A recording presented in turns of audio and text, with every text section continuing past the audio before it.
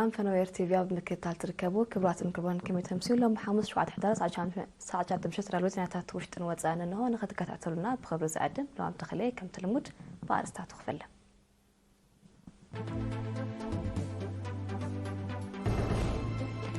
أبن أوزا وحمل ملات تتونة فول عبيت كم زرعي بيت صحفة حرشة حبيرو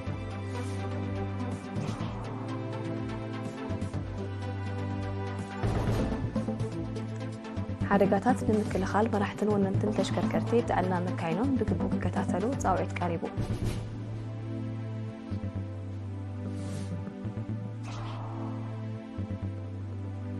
ኣብ ንኡ ዞባ ማይዓይኒ ግራውቲ ስድራ ስዋኣትን ፅጉማትን ብወፈራ ተዓፂዱ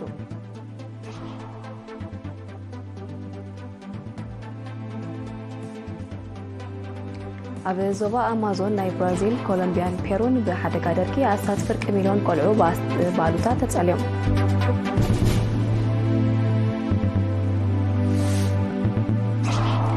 ፖሊስ ስጳኛ ብዘካይዶ ሰፊሕ ስርሒት ኣስታት 140 ኩንታል ዕፀ ፋርስ ሓተተ ቁፅፅር ከም ዘእተወ ሓቢሩ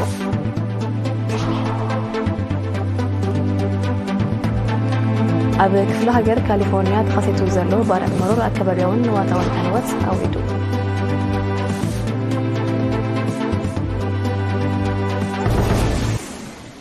نبي زرزرات وكنسجل أبن نوزبو حمل مالو باستخير صاريت وتورنت فول عبيت كم زرعي تحبيرو وكينا بيت السلامون ملكات أبطام زدالو تتحستو أبراهام عند مريم كاربوي أبن نوزبو حمل مالو مزنبره هطور كرامات وتتورنت كل عين زرعت بحافشة فول دما بفلاي عبيت كم زرعي حلف حرشة أبن نوزبو أتو آدم محمد قليزوم فول أم محدارات كوابي لبنا وازنتنن حمل مالو ببزحي كم زرع استقصى أتو آدم ሚኒስትር ሕርሻ እቶታውነት ንምዕባይ ብዝገብሮ ዘሎ ጻዕሪ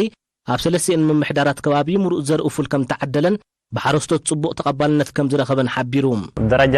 ዞባ እንተሪናን ከባቢታት ከም ቀዳመይቲ ለበናያ ካለይትካ ሓመል ማሎ ሳልሰይትካ ዋዝንተት ያን ተንካሉን ብዓቅመን ይፈትናያ የነተን ሰለስተ ዚአን ዓበይቲ ብፉል ጠቃመያን ሎም ዓመት ብፉል ዝለምዐ መሬት ልዕሊ 1600 ሄክታር ከም ዝኾነ እዚ ድማ ካብቲ ናይ 2023 ብ20 ሚእታዊት ከም ዝሰፍሕ ብምግላጽ ማእከላይ ገምጋም ኣስታት 27000 ኩንታል ከም ተረኽበን ዘተባብዕ ምዃነን ኣብሪሂቡ ምስና ዓምና ወዳድሩ ክላነ ጽቡቕ እዩ ዘሎ ብቶቱ ሎም ዓመት ዝሓሸ እዩ ብሓፈሻ ብንዞባ ተዘርኡ ዘሎ 1656 ሄክታር ተዘርኡ ኣሎ እዚ ካብ ጽቡቕ ኣሎ ንሕና እውን ሕጂ ኣብ ተዝገበርናዮ ገምጋም እውን 26960 ኩንታል እቶት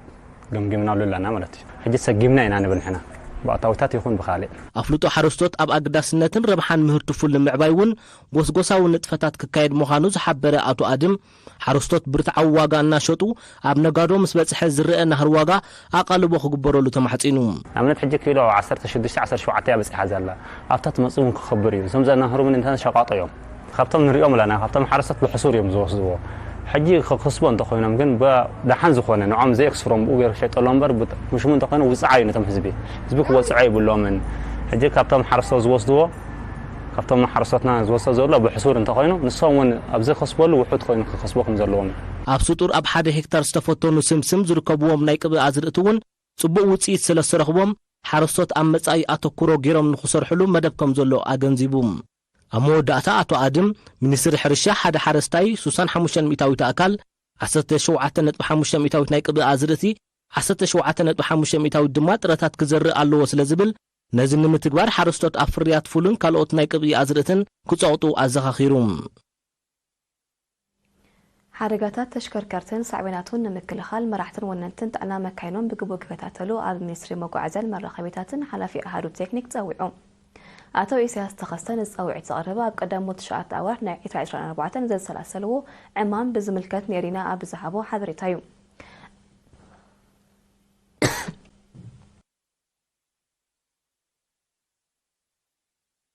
لتمرتي مزوار مكينة بزملكات أبستا تغسى أوارح كاب قدامايك ساب 5 درجة ممرح فقار كاب استفتنو 10 شحن 5 دشن أتو 10 شحن 7 كلتن كم زحلفو أبش دشو زواتات عمتوا مرمرة مكاين مالت بولو كلاورو كجبرا كاب زغربا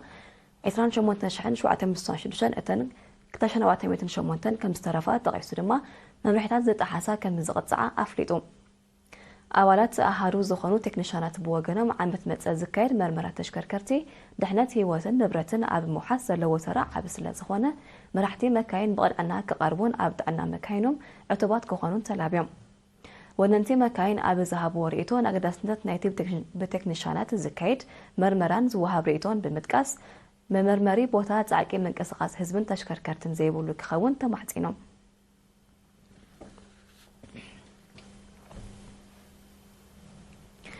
أبقرت نأدلاينتن ربحان مزجبا زين كسقط نبرت زملكت أسمرون أم محضرت كبابي أبالات بيت فردي بوليس مرحتها هيمانوت هجروان محبرات عبيت عدي وننت أبايتن كاروت مشاركتن توحيبو أتي أسمرو بغندو أبايتن مريت حرشان ذات كورة منبارو وكيل إرينا عبيرو جزاوي حلفة أنفرق السر زواج شباركة عطوا سمر السئلة مسرت أول قطري كسان حمشان شجعتين تسعان حمشان كلمة إنها تكون دحنا زنات تعدل المريت ويستأري أبايتي وحسنات نكركب حقا سندات كحلقون أب بيت أفت كراسر كمزجابن كمزجباء بمتكاس وكلتن ورستن أب أبايتن مريتن زر كركرات كبك عن أنتي زينك أساس نبرتهم كمزجبوت أويعو أتو سمرة أسعبو بفلاي كفلي هنصاوي لمعات زواج أشباركا نقداي سنداتن تكنيكاوي سئلتاتن بعتب حيزو أبكتو كحيل مشاركتي أكلات دما كدقاقفو تقويعو حلفي أهارو كتابا ولمعات نوزبا أغرت أسوا كسة جبري وهانس بوغانو بزي أفلطو زملكتهم أكلات بزي حكاوي أقباب زكاير مسرح نشطان أدقن كمون بإيدا وننكا مريت مقباتن آبايتن مسرحن زخطلو سعبين كبيد مخانو كلو زيغا كجنزابو التحساسيبو نقدسنت نيتي أستمرو استقاطو تساتفتي سنداتهم بقربان مصفاف آباء ورد بيت صحفة كاداستر كخفت محطينهم أما حضارين أوزبا ورد أتو إيسا أطعم زيقاتات زين كساس نروتهم بقبو أمزجيبهم حقاوي سندات كحزو مشاراتي أكلات دما أبي متصفاف سندات متحبارهم كعززو أتحساسيبو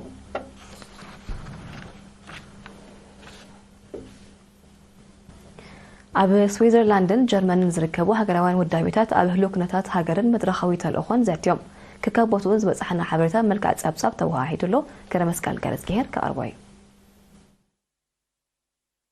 أبلات هزباو جنبار نديمقراطية فتحن جنفر سويسرلاند بسلسة حدار أب كتما جنب أبزق أنعو أخيبا هلوكنتات ودايبتاتهم جمجمام فصام ጉዳያት ኤምባሲ ኤርትራ ስዊዘርላንድ አቶ ሃብተም ዘርአይ አብዛሃብ መኽፈት ቃል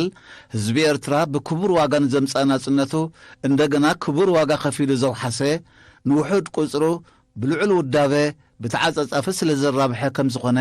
ህዝባዊ ግንባር ድማ ኣብ ንቕሓት ዝተመርኮሰ ዝለዓለ ጥርዚ ናይ ኤርትራ ውዳበ ምዃኑን ኣባል ናይ ዝግንባር ምዃን ከዓ ከም ዕድል ክርአ ከም ዝግባእ ገሊጹ ኣብዚ ናይ መኸተ እዋን ኣብ ስዊዘርላንድ ዝርከቡ ውዳበታት ቁመንኡ ምምዕራይን ምሕያልን ኣገዳሲ ከም ዝኾነ ዝጠቐሰ ኣቶ ሃብቶም ተራ ነፍሲ ወከፍ ኣባል ህዝባዊ ግንባር ወሳኒ ምዃኑ ኣስሚሩሎ ሓላፊ ህዝባውን ኮማውን ጉዳያት ኣቶ ተወልደ ዮሃንስ ብወገኑ ብሓያል መኸተናት ዝፈጠርናዮም ዕድላት ብግቡእ ንምምዝማዝ ከምኡውን ዘለዉ ብድሆታት ብሓድነት ንምግጣም ክንክእል ውዳቤታት ህዝባዊ ግንባር ንዲሞክራሲን ፍትሕን ጨንፈር ስዊዘርላንድ ብንቕሓትን ተወፋይነትን ተልእኾን ክፍጽማ እዋኑ ምዃኑ ብምጥቃስ መንእሰያት ኣብ ምንቃሕን ምውዳብን ብዕቱብ ክስራሕ ኣዘኻኺሩ ኣብታ ኣጋጣሚ ኣብ መደባት ናይ ቀረባ መጻኢ ዘተኮረ ዝርዝራዊ መግለጺ ቀሪቡ ተሳተፍቲ ድማ ሎሚ ዓመት ንውህደት ውዳቤታት ዝዓለመ ስራሕ ብምምጓስ ንህሉ ኩነታት ውዳቤታቶምን ብዕምቆት ገምጊሞም ኣብ መወዳእታ ብመንገዲ ኩሎም ውዳቤታት ምስ ቤት ጽሕፈት ኤምባሲ ብምውሃድ ክካየድ ዝጸንሐ ሓያል ስራሕ እወታዊ ውፅኢት ስለ ዝተረኽቦ መጻኢ መደባቶም ብኣድማዕነት ንምትግባር ከም ዝሰርሑ ኣረጋጊጾም بخل وجن دما أب كتما دوزلدورف جرمن بهجراوي شماغل إيرتراويان استودبه أبهلو كنا تتهاجرنا بمنصر معبلتات زبانان علمن كمون أب محيال مختزة كره هزبا والسمينار بخلت حدار تقايدو تقلال قنصل إيرترا فرانكفورت أتو كبر أب تخستي أب زهابا مجلسي أبزي علم بوغن وروغن تناوصل زلا اوان ኤርትራ ልኡላውነታ ናጻ መስመራን ስኒታን ዓቂባ ክትከይድ ምኻላ ውጽኢት ናይቲ ንልዕሊ 80 ዓመት አንጻር ዕብለላን ምግባትን ዘካየደቶ ሓያል መኸተ ኮይኑ ነዚ ሕጂ ረኺብናዮ ዘለና ሰላም መሰረት ከም ዝኾነ ብምግላጽ ሰላምና ውሑስ ንምግባር ዝዕየ ስራሕ ከይተጎስየ ቀዳምነታትና ኣብ ልምዓት ብምግባር ክንሰርሕ ከም ዝግባእ ኣገንዚቡ ኣብዚ ኣቲናያ ዘለና ሓድሽ መድረኽ ኣብ ወጻኢ ዝርከቡ ዜጋታት ብልዑል ንቕሓት መሳርዖም ኣስጢሞምን ውዳቤታቶም ሕይሎምን ኩሉ መዳዊ ኣበርክቶም ክዕዙ ከም ዝግባእ ኣቶ ክብሪ ኣብ ብተወሳኺ ኣዘኻኺሩ ሓላፊ ህዝባውን ኮማውን ጉዳያት ኣቶ ካሕሳይ ተወልደ በወገኖ ንሕያል ሃገራዊ መንነትን ሃገራዊ ንቕሓትን መሰረት ናይ ኩሉ ዝሰላሰል መደባት ከም ዝኾነ ብምጥቃስ ኩሉ ዜጋ ክውደብን እጃሙ ከበርክትን ጸዊዑ ተሳተፍቲ ብወገኖም ነናቦቶኦም ተመሊሶም ውዳቤታቶም ንምሕያልን ኣበርክቶም ንምዕባይን ከም ዝሰርሑ ቃል ኣትዮም ኣብዚ ሰሚናር ካብ ሙሉእ ዞባ ኖርንድራይን ቬስትፋልን ዝመፁ ኣስታት 200 ዜጋታት ተሳቲፎም ነይሮም ኣብ ንዑስ ዞባ ማይ ዓይኒ ብሓደን 2 ሕዳር ኣብ ግራውቲ ስድራ ስዋኣትን ጽጉማትን ወፈራ ዓጺድ ተኻይዱ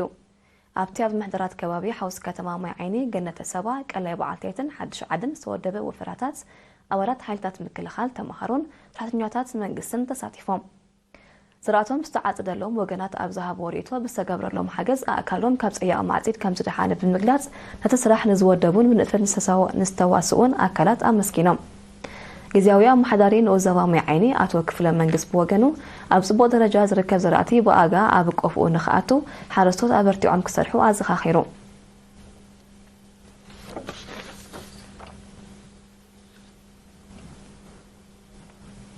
ኣእምሮኣውን ምዕባለኣውን ስንክልና ዘለዎም ዜጋታት ኣብ ምሕብሓብ ተራ ሕብረተሰብ ኣካላት መንግስትን ክዓዝዝ ኣመሓዳሪ ከተማ ባፅዕ ኣቶ ሃይለ ኣስፋሃ ብ3 ሕዳር ምስ ወለዲ ኣብ ዝገብሮ ርክብ ኣዘኻኺሩ ምሕዳር ከተማ ባፅዕ ምስ ናይ ስራሕ መሸራኽቱ ተዋሂዱ ኣእምሮኣውን ምዕባለኣውን ስንክልናን ዘለዎም ዜጋታት ኣቕሙ ዘፍቀዶ ሓገዛት ክገብር ምጽንሑ ጠቒሱ ድማ ሎም ዓመት ኣብ ገርግብሱም ዝወደቦ ናይ ምዝንጋዕ ምሕንባስን እንግዶትን መደብ ኣካል ናቱ ከም ዝኾነ ኣረድዩ ሓላፊ ጨንፈር ማሕበር ኣእምሮኣውን ምዕባለኣውን ስንኩላን ዘዋሲውና ቀይሕ ባሕሪ ኣቶ ኣማኑኤል ኣርሓኖም ብወገኑ ነቲ ብምሕዳር ከተማ ባፅዕን ካልኦት መሸራኽትን ዝተወሰደ ተበግሶ ድሕሪ ምምጓዝ ካልኦት ኣካላት ተመሳሳሊ ስጉምቲ ክወስዱ ኣዘኻኺሩ ክቡራትን ክቡራን ቅጥር ዝቐርብ ዜና ጻይ ንምክትታልኩም ደይመ ብኽብሪ ዕድም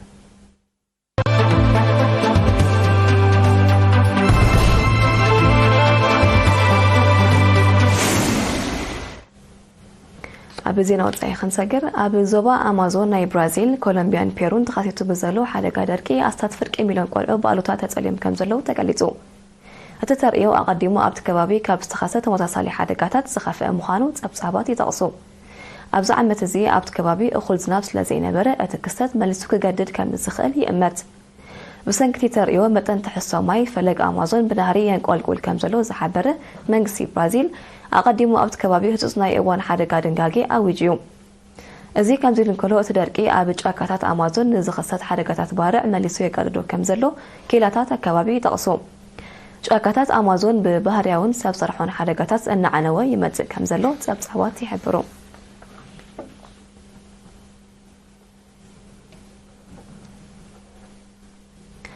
ፖሊስ ስጳኛ ኣብ ዝሓለፈ ሳልስቲ ብዘካይዶ ሰፊሕ ስርሒት ናብ ሃገሩ ክኣቱ ዝተፈተነ 140 ኩንታል ዕጸፋርስ ኣብ ትሕቲ ቁጥጥር ከም ዘእተወ ሓቢሩ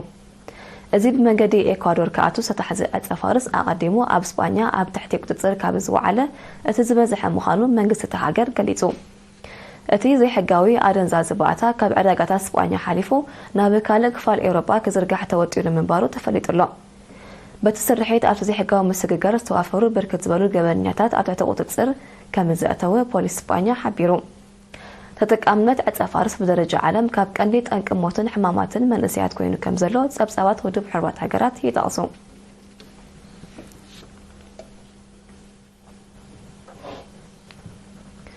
ኣብ ደቡባዊ ሸነኽ ካሊፎርኒያ ሕቡራት መንግስታት ኣሜሪካ ተኸሲቱ ዘሎ ባርዕ መሮር ኣከባቢያውን ንዋታውን ዕንወት ኣውሪዱ በቲ ሓደጋ ዛጊት ልዕሊ 4000 ሄክታር ጫካ ከም እተሓሞኸ ዝሓበሩ ሰብ መዝታ ክፍለ ሃገር ብርክት ዝበለ ኣባይቲ ከም እተቓጸለ ገሊጾም እቲ ባርዕ ብዝፈጠሮ ስጋት ኣሽሓት ነበርቲ ናይቲ ከባቢ ናብ ውሑስ ቦታ ክግዕዙ ተገዲዶም ኣለዉ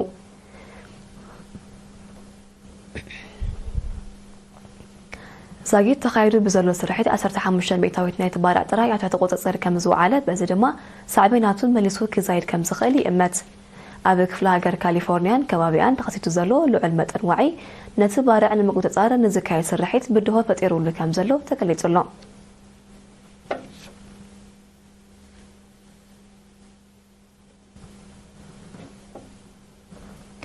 ብተዛማሪ ወታዊ ገጽባዊ ገስካስ ተመዝግብ ዘላ ቪየትናም ኣብ ዝሓለፈ 10 ኣዋርሕ 1650 ቢልዮን ዶላር ዝግመት ንግዳዊ ምልውዋጥ ከም ዘካየደት ሓቢራ መሰረት ጸብጻባት መጠን ሰደድ 1330 ቢልዮን ዶላር መጠን እታው ድማ 1320 ቢልዮን ዶላር ከም ዝበጽሐ ተፈሊጡ እቲ ኣሃዝ ምስ ናይ ተመዛሓለፈ ዓመት ተመሳሳሊ ኣዋርሕ ክነጻጸር እንከሎ ብ16 ሚእታዊት ከም ዝወሰኸ ኣብቲ ጸብጻብ ተጠቒሱሎ ኢንዱስትሪያዊ ጽላት ኣብቲ ቁጠባዊ ገስጋስ ዝለዓለ ተራ ከም እተጻወተ መንግስቲ ቪየትናም ኣፍሊጡ ነቲ ቁጠባዊ ገስጋስ ንምድፋዕ ምስ መሸራኽቲ ሃገራት ዘካይዶ ንግዳዊ ንጥፈታት ከም ዘስፍሖ ድማ ገሊጹ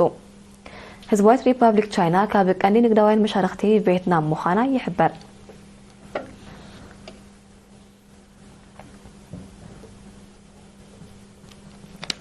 በሽዱሽ ሕዳር ኣብ ኪባ ዝተኸሰ ሓያል ህበብላዊ ማዕበል ከቢድ ትሕተ ቅርጻውን ንዋታውን ዕንወት ኣውሪዱ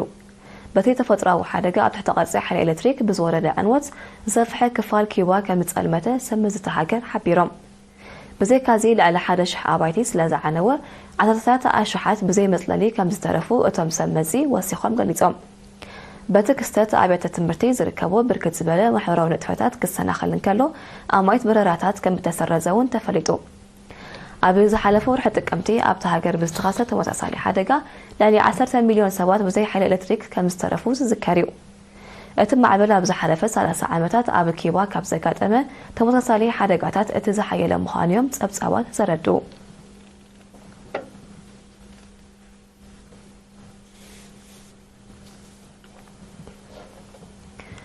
أستراليا تتقامنت وسنات محورا مرخبتات نحتى 16 عامات زعرميون ملسيات نمئقار زخل حقيق تطدق كمتخيل عميدا التندفيز متزق أربع معالتات نزاته كم زغارب زغلسة قدام منستر أنتوني ألبانيز تيك توك إنستغرام فيسبوكن كابتم كأقارو زخلو مخانم حبير لا أتم مرخبتات نمحبراون أمراون كنتات قولعو بالطاي يتسألو كم زلو بمتقاس دما اتنا مئقار حقيق تقاليقو تكبرو كخون زلو تسفا قليت الله እቲ ሕጊ ንኻልኦት ወገናት በኣሉታት ዝጸሉ ከም ዘይኮነ ቀዳማይ ሚኒስተር ኣልባኒስ ሓቢሩ ይኹን እምበር እቲ መደብ ካብ ሓያሎ ኣውስትራልያውያን ተቃውሞ ክመጽኦ ከም ዝኽእል ይእመት ስለ ዘሎ ኣብ ተግባር ክውዕል ዘሎ ተኽእሎ ጸቢብ ምዃኑ ይጥቀስ ማሕበራዊ መራኸቢታት ጎኒ ጎኒ ረብሓታቶም ኣብ ቆልዑ ኣሉታዊ ጽልዎም እናዓበየ ይመጽእ ከም ዘለዮም ኪላታት ስነ ኣእምሮ ዝሕብሩ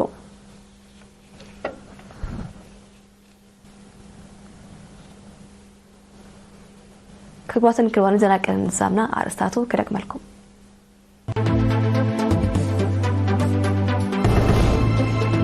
أبنو زبا حمل ملوت ثونت فول بيت كم سرعي بيت صحة حرشة حبيرو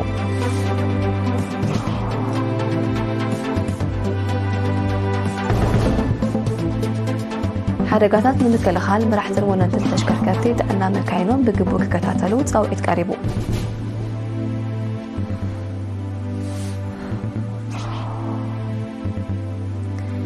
ኣብ ንኡዘባ ማይ ግራውቲ ስድራስዋኣትን ጽጉማትን ብወፈራ ተዓጺዱ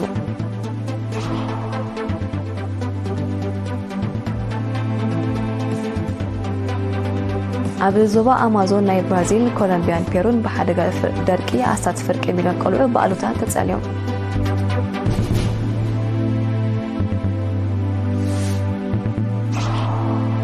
ፖሊስ ስጳኛ ብዘካይዶ ሰፊሕ ስርሒት ኣሳስ 140 ኩንታል ዕጸፋርስ ኣብ ተቆጻጸር ከም ዘእተወ ሓቢሩ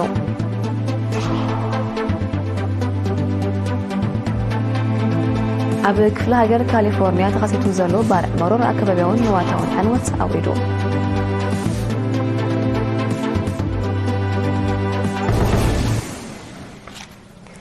ንስለም ከተርኩ መስክር መስተረፍ መርባት ኤርቲቪ ክሓርከኩም ወገነግን ብሮምሸት